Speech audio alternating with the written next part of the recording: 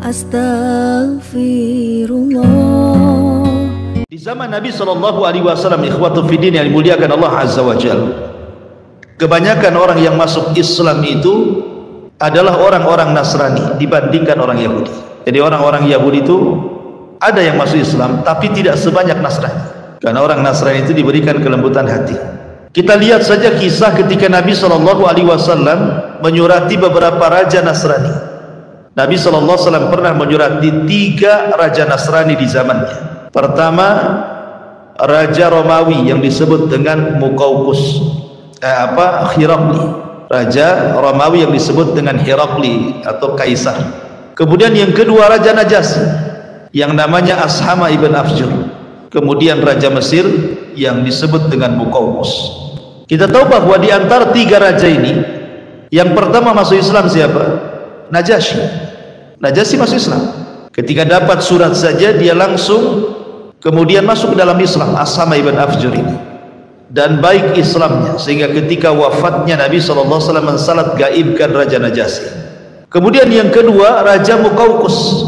Raja Muqawqis, Raja Mesir ini, ketika Nabi SAW mengirim surat kepada Muqawqis, di mana isi suratnya Bismillahirrahmanirrahim, min Muhammad Rasulullah ilal Muqawqis adimul kibti, ila Muqawqis adimul kibti. Bismillahirrahmanirrahim, dari Muhammad ibn Abdullah dan Rasulnya kepada Muqawqis atau Muqawqis, pembesar Kibti, maksudnya Mesir. Kibti itu kabilah Fir'aun.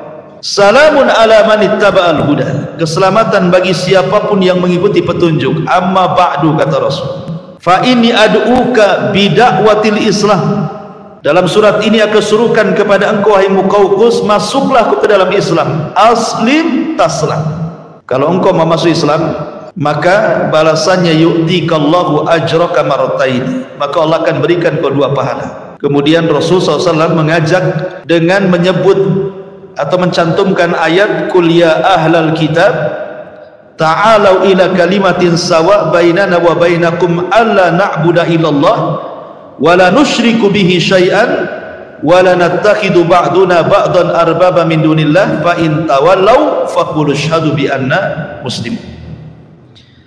Katakan ya Muhammad kepada ahli kitab Yahudi dan Nasrani itu, kemarilah bersatu kepada kalimat yang sama antara kami dengan kalian, tidak boleh menyembah kecuali kepada Allah dan tidak menyekutukan Allah dengan apapun. Ketika Muqawqis ini membaca surat ini, Muqawqis ini dia memuliakan suratnya Rasul, tidak seperti orang-orang Persia.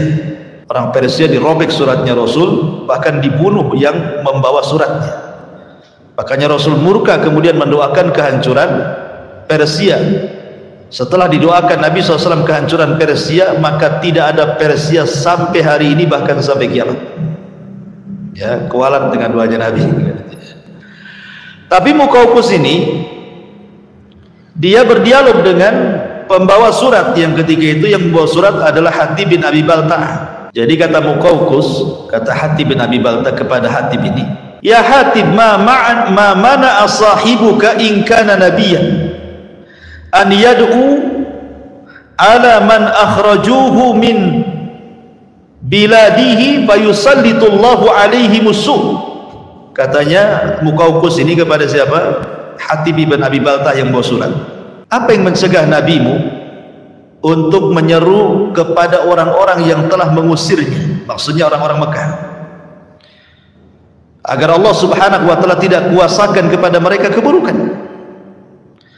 Maka Hatib cerdas, dia membalas dengan balasan terbalik dan mengatakan, lalu apa juga salahnya Isa bin Maryam, katanya. Kenapa dia tidak berdakwah kepada orang-orang yang merencanakan pembunuhan kepadanya, supaya tidak tertimpa apa yang kita saksikan kepada mereka? Maka jawaban cerdas ini kemudian Muqawqis muji Hatib bin Abi Balta'ah dan mengatakan, sungguh perkataanmu bijak sekali, karena engkau diutus dari orang bijak, maksudnya Nabi SAW. Dari situ kemudian Muqawqis karena menghormati suratnya Rasul, akhirnya memberikan 2 orang budak untuk dihantar pulang. Pertama Maria Kiptiah yang kemudian digauli Rasul dan punya anak namanya Ibrahim. Kemudian yang kedua Sirin yang kemudian dihadiahkan Rasul kepada Hasan ibn Thabit, juru bicaranya. Dalam riwayat Muqawqis memberikan dokter spesialis, suruh tinggal bersama Nabi, jadi kalau Nabi sakit nanti dokter ini yang merawatnya. Tapi Nabi SAW malah menyuruh balik lagi dokter itu, dan Rasul mengatakan, idhab la hajata lana anka, nahnu qaumun la na'kul hatta naju, wa idha akalna la nasbah. Pergi kau pulang lagi ke Mesir sana, kami ini kaum yang tidak pernah makan kecuali lapar, dan apabila kami makan kami akan berhenti sebelum kenyang, kata Rasul. Artinya ini Rasul SAW mengatakan apa? Bahwa kami ini diajarkan kesehatan. Coba antum lakukan kaidah ini, makan setelah lapar, gitu ya. Kemudian, jadi kalau ingin makan tuh nunggu lapar dulu. Nanti ketika makan sebelum kenyang berhenti. Itu kesehatan. Ya, walaupun secara lafaz hadis ini memang dhaif, tetapi secara makna benar, gitu ya. Karena bagaimanapun perut ini perlu tiga isi kan, sepertiga untuk makanan, sepertiga untuk minuman, sepertiga untuk bernafas. Jangan semua dimasukkan makanan, menggap-menggap lah kan gitu. Akhirnya lemas, mau tidur saja, dan begitu seterusnya. Intinya walaupun belakangan akhirnya Muqawqis ini masuk Islam setelah kemudian Nabi SAW menguasai Mekah dan Madinah, dan kemudian mengutus utusan, dan belakangan Mesir menjadi negara Islam sampai hari ini, gitu. Taib. Adapun Romawi Herakli ini, ketika disurati Nabi SAW, dia sebenarnya sudah tertarik, cuman karena takut kehilangan jabatan akhirnya menolak. Tetapi dia pun memuliakan surat Rasul SAW dan meletakkan di tempat yang terjaga. Ya, pokoknya dia tidak seperti raja-raja Persia gitu yang memang betul-betul ditolak. Baik, ma'asyiral muslimin yang dimuliakan Allah Subhanahu wa taala. Ada satu kisah yang menarik adalah ketika Nabi SAW mengirim surat ke Raja Herakli, itu kan sampai surat itu ke Syarahbil. Syarahbil itu penguasa bawahan Romawi. Lah ketika itu Syarahbil dan kabilah-kabilah yang mengekor kepada Romawi mendapatkan surat dari Nabi SAW itu, berusaha untuk komunikasi dengan rahib, dengan pasturnya. Ini gimana nih surat ini? Apakah kita harus membenarkan surat ini ataukah kita mendustakan? Ini uskup ini, pasturnya pun tidak paham juga. Ya. Akhirnya kemudian kabilah-kabilah ini berkumpul. Bagaimana kalau kita datangi saja Muhammad itu, katanya. Akhirnya kemudian mereka datang kepada Nabi SAW. Ketika sampai di dekat Masjid Nabawi, mereka turun dan mengganti pakaian mereka dengan pakaian-pakaian indah, emas-emas, sutra-sutra. Ketika kemudian berjumpa dengan Rasul dan mengucapkan salam, Rasul kemudian berpaling begitu saja. Jadi orang-orang Nasrani ini bingung, dan ini perjumpaan Nasrani pertama dengan Nabi. Ya, orang-orang Nasrani pertama berjumpa dengan Nabi, ini kisahnya. Jadi orang-orang ini ngomong sama Abu Bakar, sama Umar dan sahabat, gimana sih Muhammad itu? Dia yang kirim surat ke kami, ketika kami datang kok dia pergi, katanya. Maksudnya apa kan gitu ya? Akhirnya kemudian mereka bertanya kepada Ali bin Abi Thalib radhiyallahu anhu dan mengatakan, Rasul itu bukan tidak mau berjumpa dengan kalian. Masalahnya kalian itu menggunakan sutra dan emas. Kalau kalian kembali ke tempat kedatangan kalian, ganti lagi baju kalian dengan baju safar kalian, tidak perlu megah seperti ini, pasti dia akan menemui kalian.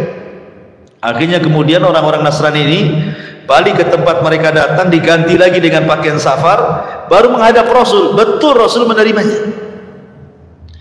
Akhirnya kemudian setelah berjumpa dengan Nabi SAW, mereka bertanya kepada Nabi SAW soal siapa Isa.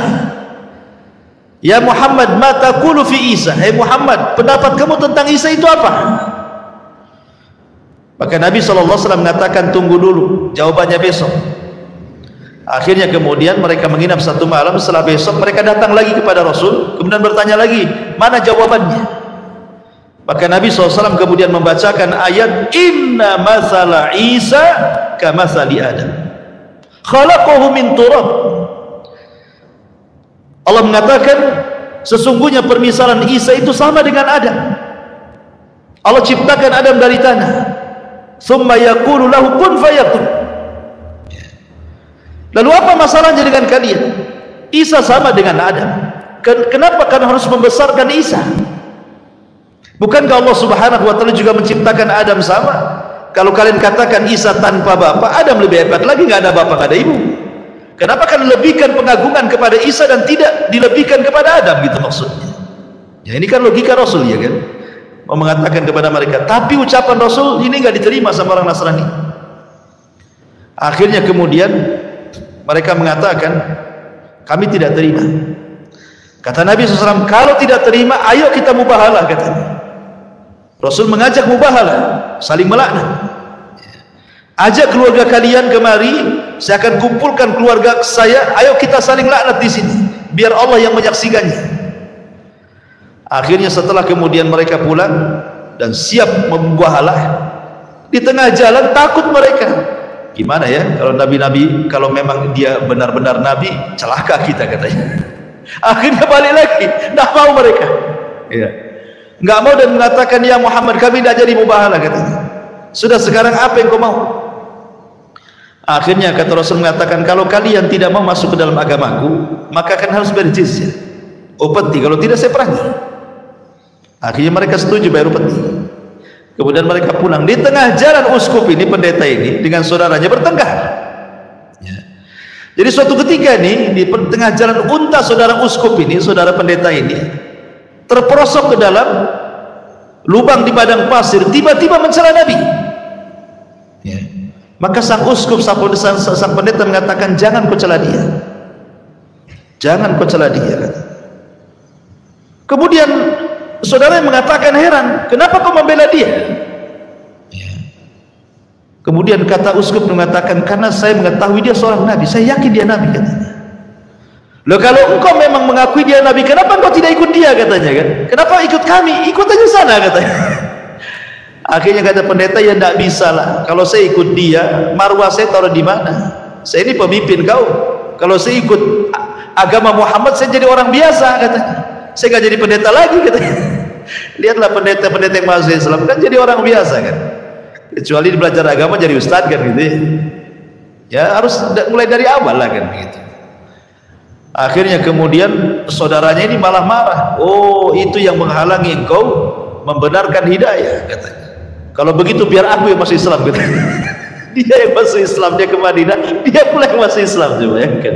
Dia oleh yang mencela Islam, dia pula yang masuk Islam. Tapi intinya bahwa kisah ini di sini bagaimana Nabi SAW ada hubung kait dengan orang-orang Nasrani, ya kan? Intinya di situ.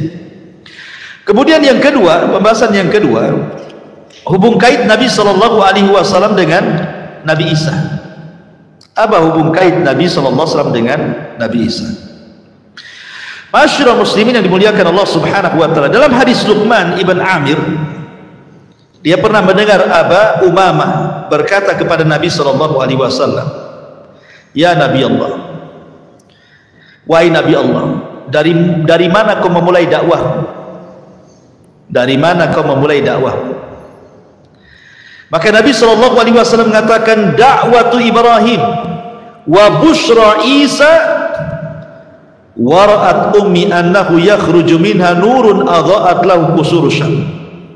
Saya memulai dengan dakwahnya Ibrahim tauhid, dan saya memulai dengan kabar gembira yang diberikan kepada Isa akan kedatanganku.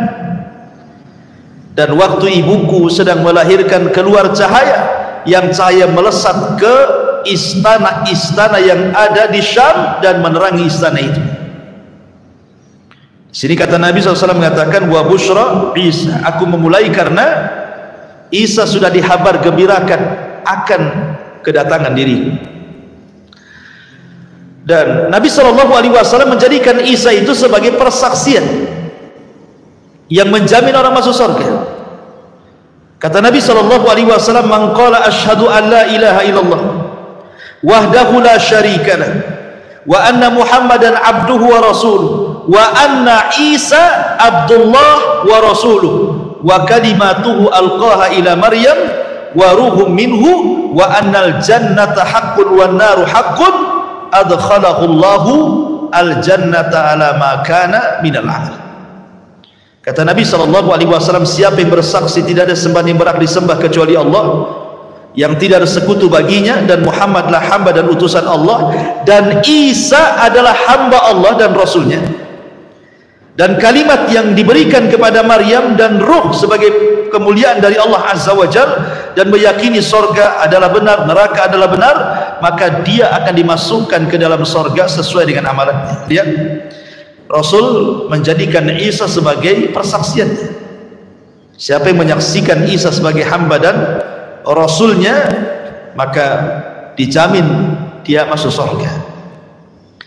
Kemudian juga ketika Nabi SAW Isra Mi'raj, ketika Nabi SAW Isra dan Mi'raj, berjumpa dengan Isa kan di langit berapa? Kedua.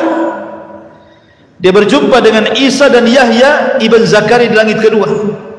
Dan Nabi SAW mengucapkan selamat kepada mereka, marhaban binabiyyin salih wa akhin salih, selamat datang nabiku yang saleh dan saudaraku yang saleh. Maka di sini menunjukkan bahwa ada hubung kait antara Nabi SAW dan juga Isa ibn Maryam. Kemudian pembahasan yang ketiga ini yang seru yang kita akan bahas, ya kita akan fokus di sini tentang hubung kait Isa dengan umat Islam. Ya, karena ini bicara tentang tanda-tanda kiamat besar. Tanda-tanda kiamat besar. Ma'asyiral muslimin yang dimuliakan Allah Subhanahu wa taala. Di dalam sebuah hadis Nabi SAW bersabda dari Hudzaifah ibni Usaid al-Ghifari. Jadi suatu ketika Nabi SAW itu lewat di kelompok para sahabat yang sedang berbincang. Rupanya apa yang dibincangkan sahabat? Sahabat sedang membincangkan soal kiamat. Jadi Nabi SAW kemudian bertanya, apa yang kalian bicarakan? Sahabat mengatakan, kami sedang membicarakan tentang kiamat yang selalu engkau kisahkan kepada kami.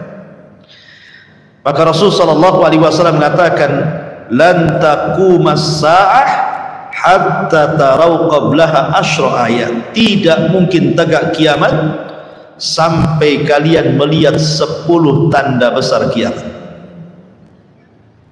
Kemudian Nabi SAW menyebutkan adanya dukhan, dajjal, binatang yang melata yang bisa bicara, keluarnya matahari dari arah barat, turunnya Isa bin Maryam, keluarnya Ya'juj dan Ma'juj, dan 3 gempa yang berturut-turut dari arah timur, barat, dan jazirah Arab, dan terakhir keluar api yang keluar dari Aden Yaman yang akan menggiring manusia sampai ke Syam. Disitulah kiamat dibangkitkan, kata Nabi. Lah di antara 10 tanda kiamat itu adalah nuzulu Isa bin Maryam, turunnya Isa bin Maryam.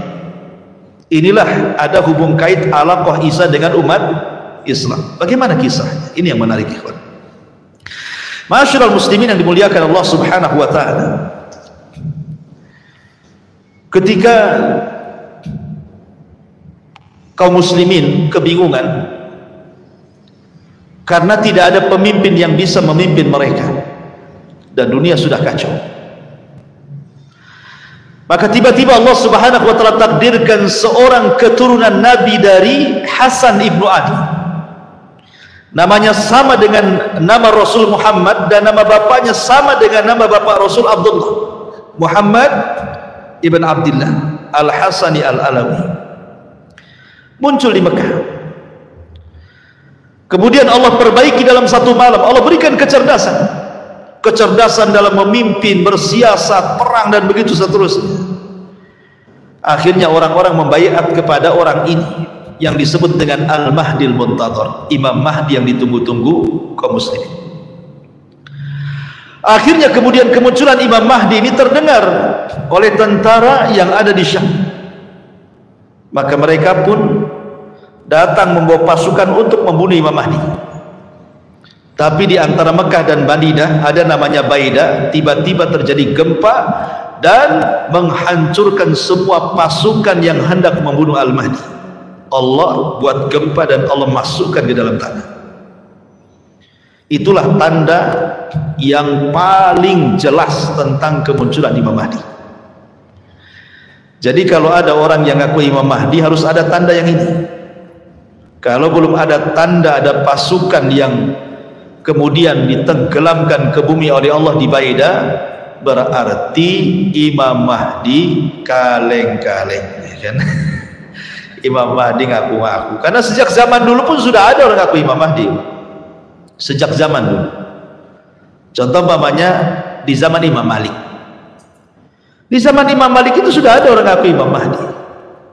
Jadi ada keturunan Husain kalau tidak salah di zaman Imam Malik itu memberontak.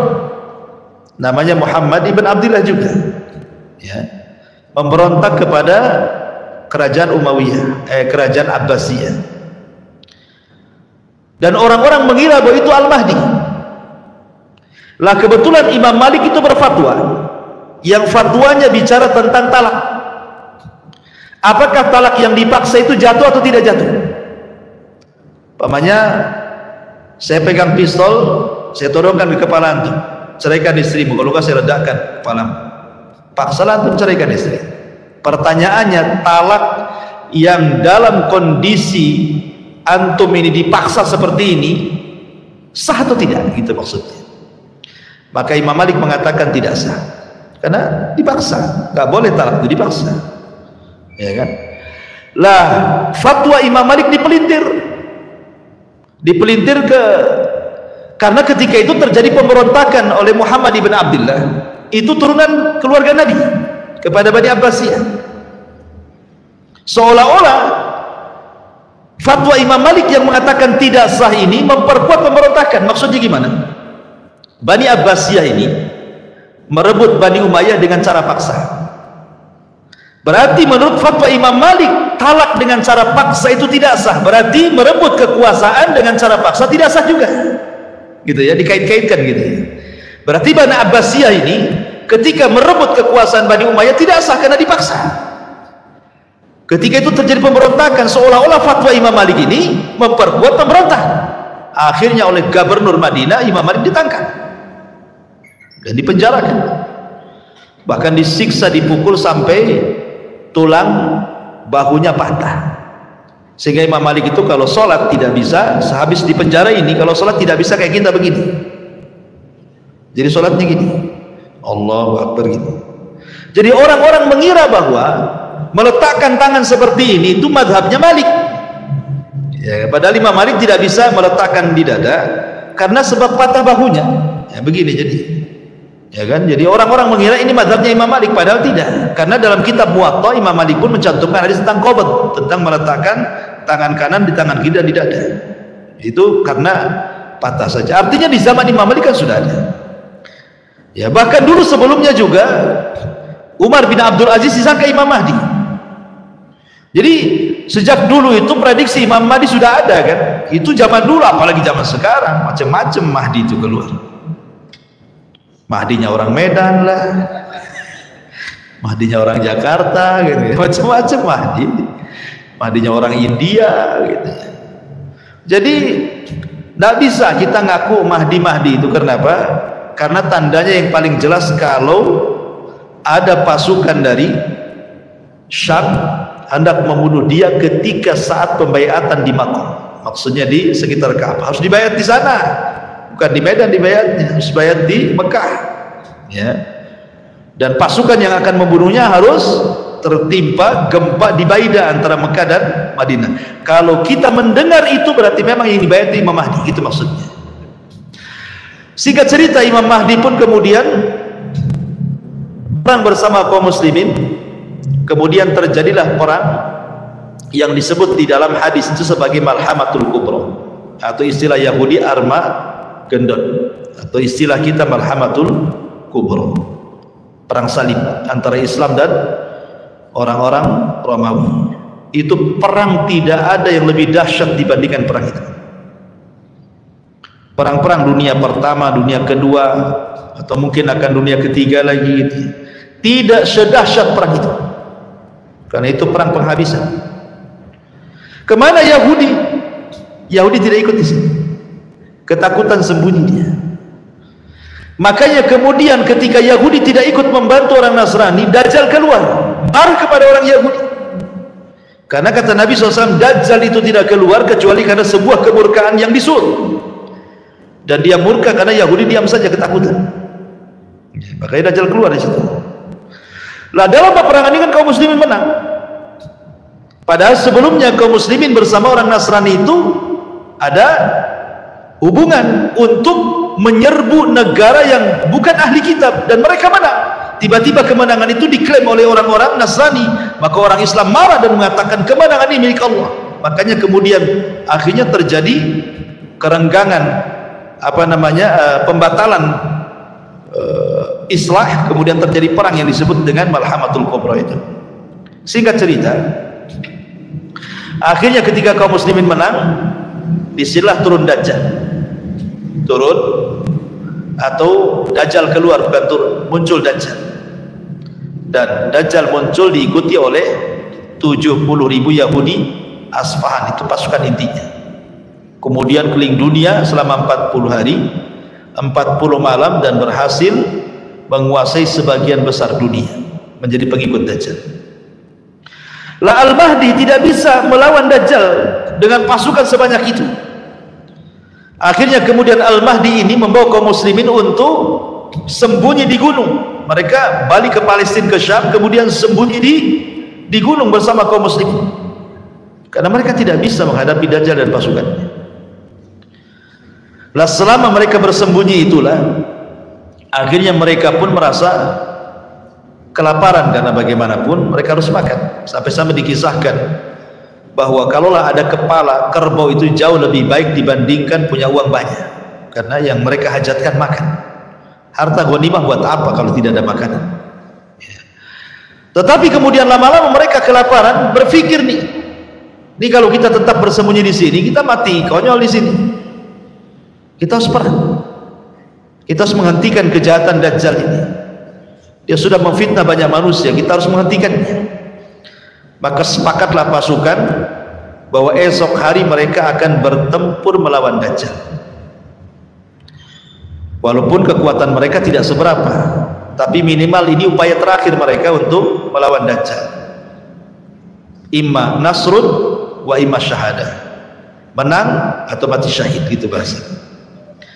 Akhirnya kemudian mereka pun tertidur malam itu dengan sangat pulasnya. Kemudian di waktu menjelang subuh mereka bangun. Kemudian Imam Mahdi memerintahkan muadzin untuk mengumandangkan azan. Saat selepas azan itulah mereka dikagetkan dengan langit yang tiba-tiba gelap. Langit tiba-tiba gelap. Kenapa Allah Subhanahu wa taala gelapkan langit? Rupanya disitulah Allah Subhanahu wa taala hendak menurunkan Isa bin Maryam. Dalam keyakinan ahli sunnah dan keyakinan Islam, Isa itu belum mati. Isa itu ditidurkan kemudian diangkat ke langit, dan itu pendapat jumhur mayoritas ulama. Walaupun ada yang menyelisih seperti Imam Suyuti mengatakan Isa itu mati kemudian diangkat, tapi nanti akan diturunkan lagi katanya. Tapi pendapat yang kuat bahwa Isa itu belum mati, dia hidup, cuma ditidurkan kemudian diangkat ke langit dan akan turun di akhir zaman. Lah ketika Isa turun, maka Isa kemudian turun dari langit kedua bersama dua malaikat yang mengapitnya. Sampai-sampai Nabi SAW menjelaskan, dia memakai mahrudataini, kain semacam kain ihram yang diapit dua malaikat, ya kan? Kemudian juga di mana kain itu mengeluarkan bau minyak za'faran dan misk. Dan apabila kemudian wajahnya tertunduk ke bawah seperti ini, maka akan menetes air seolah-olah dia habis mandi. Padahal tidak, karena rambutnya keriting kemudian lurus sampai bahu. Dan kata Nabi SAW, warna kulitnya putih kemerah-merahan seperti seolah-olah dia baru keluar dari hammam. Mungkin bahasa kitanya habis sauna lah gitu ya. Jadi bersih Isa itu. Kemudian turun ke bumi. Di mana turunnya Isa? Isa turun di sebuah menara di sebelah timur Damaskus. Lah menara itu, ma'asyiral muslimin yang dimuliakan Allah Azza wa Jal, Manaratul Bayda yang berwarna putih itu sudah ada. Sekarang ada menaranya. Ada di pasar. Ya, di pasar itu ada menara dan itu sudah umurnya sudah ratusan tahun. Di mana? Di Suriah sana, Damaskus. Ya, panjangnya sekitar ya 15 meteran lebih lah. Di mana Isa itu akan turun di situ. Kemudian setelah Isa turun, maka Isa akan memakaikan baju perangnya. Kemudian setelah dia pasang baju perangnya, kemudian dia menemui kaum muslimin yang ada di gunung yang sedang bersembunyi. Ketika kemudian kegelapan itu hilang, maka mereka melihat di hadapan mereka adalah ruh Allah, ada Isa bin Maryam. Kenapa mereka mengenali Isa? Ya dari ciri-ciri yang disampaikan Nabi akan tentunya. Bahwa ini adalah Isa. Maka kemudian Isa bin Maryam pun mulai mengusap wajah-wajah dari kaum muslimin yang tersisa yang ada di atas gunung itu. Kemudian Isa bin Maryam menyebutkan tentang derajat mereka di surga. Subhanallah, beruntunglah orang-orang yang diusap mukanya oleh Isa, karena Isa menyebutkan tentang derajat mereka di surga. Setelah itu kemudian qomat pun dikumandangkan. Maka Imam Mahdi meminta Isa untuk menjadi imam, tapi Isa tidak mau dan mengatakan, kalian jauh lebih baik dibandingkan aku. Maksudnya umat Islam jauh lebih baik dibandingkan umat Nasrani. Sebaiknya kalian yang jadi imam. Akhirnya kemudian Imam Mahdi pun memimpin sholat, dan Isa sholat di belakang Al-Mahdi dan kaum muslimin. Selesai sholat, maka Isa kemudian membariskan pasukan kaum muslimin. Kemudian kata Isa bin Maryam, aku berikan kalian 3 pilihan. Aku berikan kalian 3 pilihan. Pilihan yang pertama, aku akan berdoa kepada Allah agar Allah Subhanahu wa ta'ala memunculkan tentara-tentara yang bukan kalian, biar tentara-tentara itu yang akan membunuh Dajjal dan para pengikutnya. Yang kedua, atau aku akan berdoa kepada Allah agar Allah Subhanahu wa ta'ala mengirim gempa untuk menenggelamkan Dajjal ke dasar bumi dan pasukannya, dan kalian tetap tinggal di sini. Kemudian yang ketiga, atau kalian siap berjihad dan aku pimpin perang. Maka kaum muslimin ketika itu berpikir tentu yang ketiga lebih utama, karena mereka berpikir bahwa Dajjal sudah merusak, mencelakakan keluarga mereka, memfitnah kaum muslimin. Masa kita diam saja? Maka kata Al-Mahdi dan juga kaum muslimin, kita bergerak, kau pimpin kami perang. Akhirnya Isa pun yang mengomanda perang bersama Al-Mahdi Al-Muntadhir. Turunlah mereka selepas sholat subuh itu, turun kemudian berhadapan dengan Dajjal. Ma'asyiral muslimin yang dimuliakan Allah Azza wa Jalla, ketika Dajjal melihat Isa ini sudah tahu, karena Isa itu membawa aura, ikhwan, aura yang menakutkan bagi orang-orang Yahudi, terutama Dajjal. Kenapa? Bayangkan, Isa itu punya nafas yang nafasnya ini bisa membunuh setiap orang kafir sejauh mata memandang. Jadi kalau Isa meniup dengan nafasnya, maka sejauh mata memandang tidak ada orang kafir kecuali mati. Baik dia memandang ke arah kanan, ke arah kiri, ke arah depan, ke belakang, kalau dia meniup dengan nafasnya, maka tidak ada orang yang kafir yang selamat dari nafasnya sejauh mata memandang. Gimana orang tidak takut? Ya. Maka ketika Dajjal kemudian melihat Isa bin Maryam, yang tadinya Dajjal itu sok sakti kan itu, gimana tidak sakti Dajjal itu? Dia ngomong sama bumi tumbuh, dia ngomong sama langit hujan, dia ngomong sama kuburan hidup walaupun setan gitu ya. Tetapi kan Dajjal diberikan kesaktian oleh Allah Azza wa Jalla. Tapi ketika melihat Isa, ketakutan dia, bergetar. Akhirnya kemudian dia pun lari. Maka Isa pun mengejar Dajjal. Lari ke utara, dikejar ke utara, lari ke selatan, dikejar ke selatan, barat. Pokoknya dia tidak bisa lari. Sampai ketika Dajjal sampai di sebuah tempat yang disebut dengan Babilun dalam riwayat. Babilun sekarang jadi kota tercantik di Israel.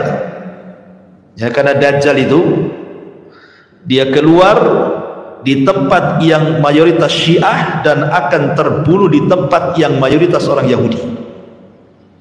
Keluarnya di mana? Khurasan. Khurasan di mana? Irak. Dan akan mati di Babilun. Babilun di mana? Israel. Seolah-olah ada hubung kait Syiah dengan Yahudi kan? Ya. Lah ketika Dajjal sampai di Babilun ini, kemudian sudah tidak bisa lagi menghindar dari Isa bin Maryam. Apa dalam riwayat itu? Yadubbu kama yadubbul milh. Kalau kita ambil garam, kemudian kita letakkan di air, tentu garam itu akan mencair. Maknanya Dajjal ketika melihat Nabi Isa itu keringatan dari atas kepala sampai ke bawah. Dia kan manusia, sama dengan kita manusia, ya, keringatan, ketakutan menggigit, tidak bisa apa-apa, hilang kesaktiannya. Akhirnya kemudian ketika Dajjal betul-betul ketakutan, Isa mengambil tombaknya, kemudian langsung melemparkan ke dalam badan Dajjal, dan matilah Dajjal dengan tombaknya Isa bin Maryam. Ketika Dajjal mati, dicabut tombaknya, darahnya masih ada di ujungnya, kemudian diangkat ke atas, memberitahu orang-orang Yahudi bahwa Dajjal sudah mati, dan memberitahu kepada kaum muslimin bahwa kita sudah menang. Maka kaum muslimin ketika melihat pimpinan mereka Dajjal mati, orang-orang Yahudi dan para pengikut Dajjal ketika pimpinan mereka mati, mereka pun tunggang langgang dikejar kaum muslimin. Tidak ada satupun tempat persembunyian kecuali memberitahu. Kalau orang Yahudi sembunyi di batu, kata batu, "Hei Muslim, nih di belakang ada Yahudi, bunuh dia." Kalau dia sembunyi di balik pohon rambutan, kata rambutan, Muslim nih, di balik pohon saya ada Yahudi, bunuh dia. Tidak ada satupun tempat persembunyian kecuali dikasih tahu. Alamat kiamat, ikhwan. Ya. Maka ketika itu, ma'asyiral muslimin yang dimuliakan Allah Azza wa Jalla, Dajjal mati. Kemudian orang-orang Yahudi sebagian mereka menyerah, sebagian mereka lari bertunggang langgang bersembunyi, sebagian mereka dibantai, dibunuh, dan begitu seterusnya. Maka setelah kemudian Dajjal meninggal, maka Isa kemudian meminta kepada seluruh ahli kitab, baik Yahudi ataupun Nasrani, agar mereka masuk Islam. Kalau tidak, maka mereka akan mati. Pilihannya cuma dua, masuk Islam atau mati. Ya, tidak ada jizyah. Ya, kalau di zaman Rasul ada jizyah. Kalau anda tidak masuk Islam nggak apa-apa, tapi bayar upeti. Kan begitu ya? Hatta yu'tul jizyata ayyadi wa musagir. Tetapi di akhir zaman tidak ada lagi jizyah. Makanya dalam riwayat, di antara Muhammad Isa itu, di antara tugas Isa selain membunuh Dajjal adalah meletakkan jizyah. Tidak ada lagi jizyah, tidak ada lagi upeti. Yang ada cuma dua pilihan, masuk Islam atau mati. Dari situlah tidak ada satupun ahli kitab kecuali masuk Islam. Tidak ada satupun ahli kitab kecuali masuk Islam.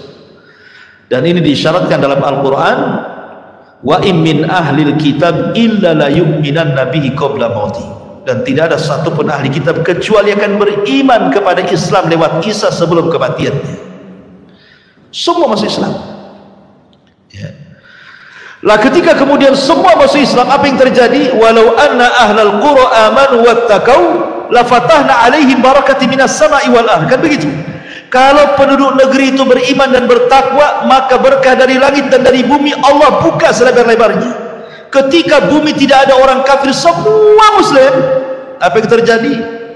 Berkah bumi, langit hujan, kemudian bumi menumbuhkan tumbuhannya, sampai-sampai dikisahkan ada orang masuk ke cangkang buah delima itu, bisa 10 orang masuk ke cangkangnya. Anda bisa bayangkan sebesar apa tuh delimanya itu. Ya. 10 orang masuk ke cangkang delima lo bisa masuk tuh. Saking suburnya gitu ya, saking berkahnya negeri itu. Makanya Rasul mengatakan, tuba, keberuntunganlah bagi orang-orang yang hidup di saat Isa bin Maryam hidup di akhir zaman. Karena nggak ada orang kafir, semua Islam, ya otomatis kan berkah semuanya, langit bumi berkah. Ya. Ma'asyiral muslimin, sampai dijelaskan, sampai tidak ada satupun binatang buas yang kemudian memangsa hewan lainnya. Jadi umpamanya kambing dengan harimau berkawan, gitu maksudnya. Singa dengan unta berkawan, nggak ada hasad-hasadan itu, nggak ada gitu. Sampai seperti itu gitu loh.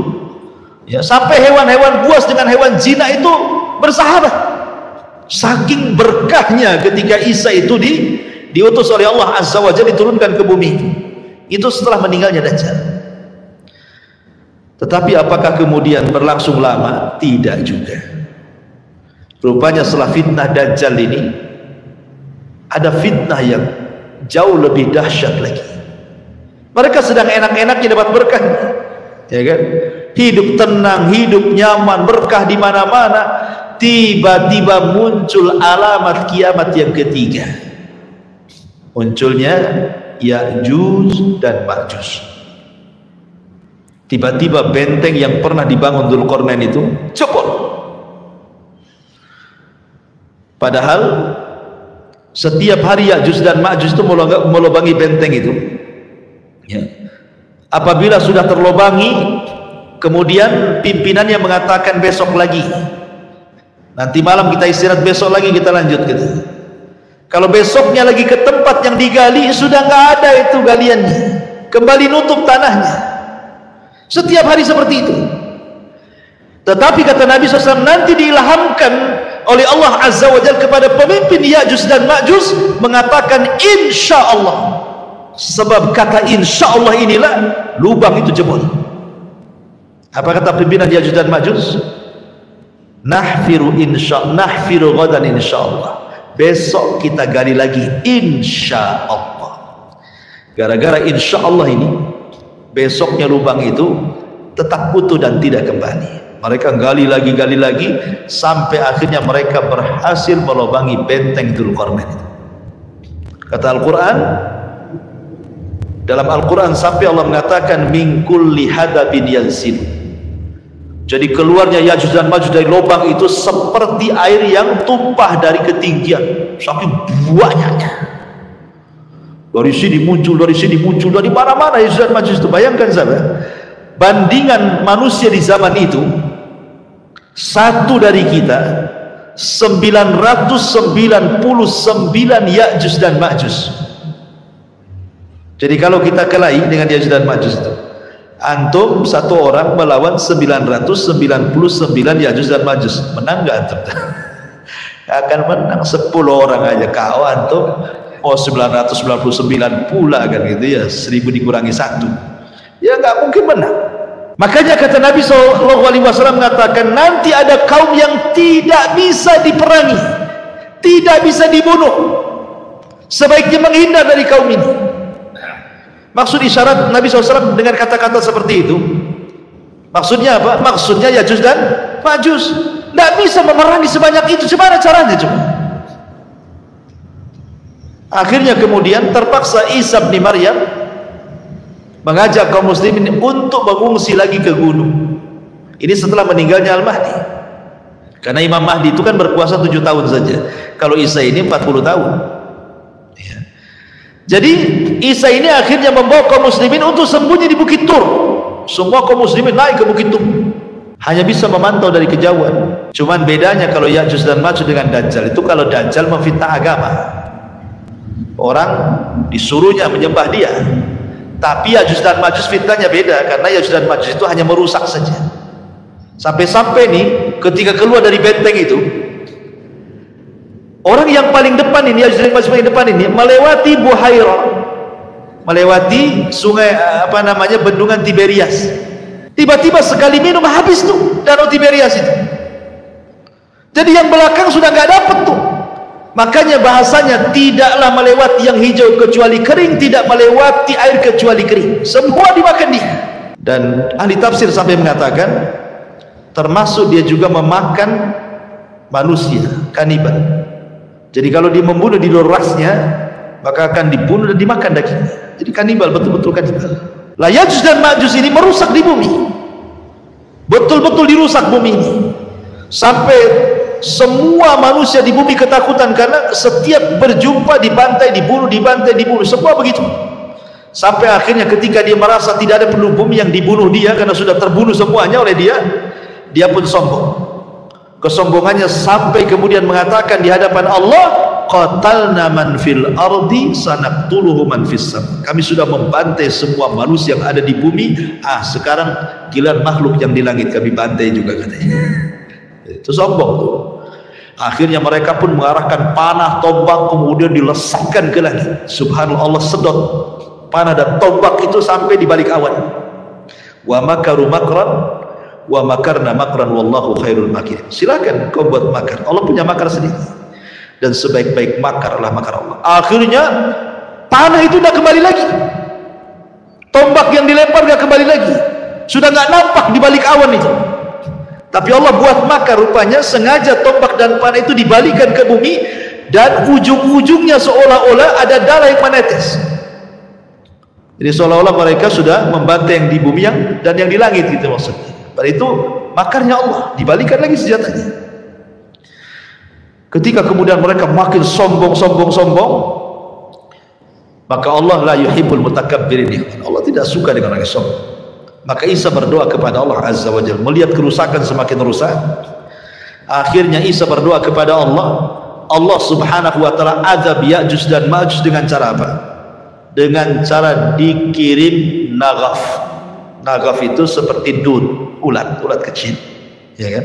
Jadi saat Ya'juj sedang tertidur, tiba-tiba di masing-masing tengkuk Ya'juj dan Ma'juj ada ulat yang menggigit dan masuk ke kepalanya.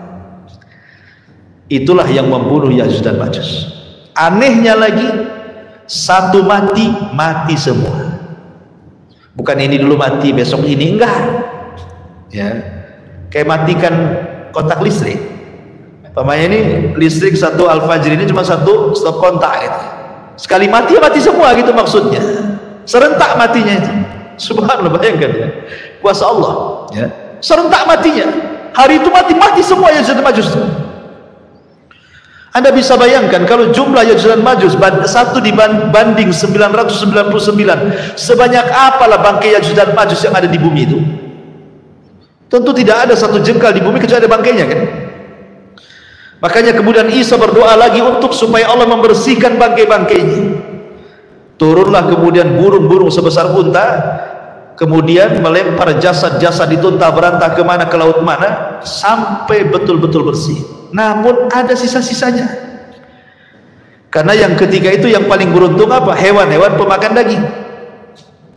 Dengan jasadnya, bangkainya, Ya'juj dan Ma'juj yang paling untung hewan-hewan pemakan daging, kan? Banyak makanannya dia. Di mana-mana Ya'juj dan Ma'juj, kan gitu.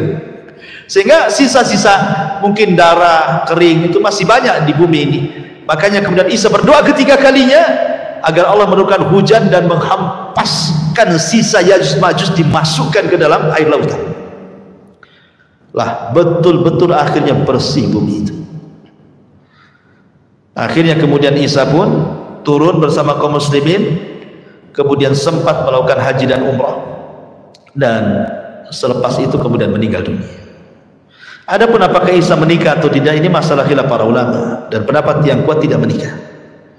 Walaupun tidak menafikan, ada yang berpendapat bahwa Isa menikah dan punya anak. Namun apa hikmahnya, pertanyaannya? Kenapa Isa diturunkan? Untuk apa diturunkan itu? Dan kenapa mesti Isa? Bukankah para nabi banyak? Kenapa tidak Ibrahim saja turun? Kenapa tidak Adam saja turun? Kenapa tidak Nuh saja turun? Kenapa mesti Isa yang turun, itu maksudnya? Sebagian para ulama menjawab bahwa karena Nabi Allah Isa alaihi salatu wasallam dihabarkan kepadanya tentang akan kelahiran sosok Nabi akhirul zaman dan umatnya sebaik-baik umat. Maka Isa berdoa kepada Allah agar menjadi umat Nabi. Makanya Isa diturunkan karena dia berdua ingin menjadi umat Nabi. Makanya Isa ketika turun di akhir zaman bukan hanya seorang nabi tetapi sahabat Nabi. Kenapa disebut sahabat Nabi? Karena dia berjumpa dengan Nabi. Apa definisi sahabat? Manusia yang berjumpa dengan Nabi, beriman dengan Nabi, mati di atas agama Nabi. Itulah Isa. Berjumpa dengan Nabi saat Isra Mi'raj. Ya. Kalau semua Nabi berjumpa dengan arwahnya, Isa berjumpa dengan fisik dan arwahnya. Berjumpa dengan Nabi, masuk Islam, sholat di belakang Imam Mahdi, mati bersama kaum muslimin. Ya. Nabi plus sahabat dan umat Nabi SAW. Jadi itu kenapa kemudian Isa itu, kenapa mesti Isa yang turun? Karena Isa tahu bahwa umat Rasul umat terbaik dan ia ingin menjadi umatnya, makanya Isa yang diturunkan dibandingkan yang lain. Yang kedua, Isa itu sama dengan Adam. Sebagaimana Allah mengatakan, inna masalah Isa kamasali Adam khalaqahu min turab. Ya. Isa itu sama dengan Adam, diciptakan dari tanah. Maka makhluk yang diciptakan dari tanah harus kembali ke tanah. Isa kan sudah diangkat di langit. Di langit kedua dengan ruh dan jasad, dia harus turun. Dia tidak mungkin mati di langit, dia harus mati di bumi. Maka diturunkan supaya mati di bumi, karena dia tercipta dari tanah, kembali ke tanah. Kemudian yang ketiga, membantah sama orang-orang Yahudi yang mereka mengklaim bahwa nahnu qatalna al-masih ibn Maryam. Orang Yahudi mengatakan kami sudah membunuh Isa, kami sudah menyalibnya. Tiba-tiba Isa turun, kata Isa, mana? Saya masih hidup, saya tak disalib. Ya.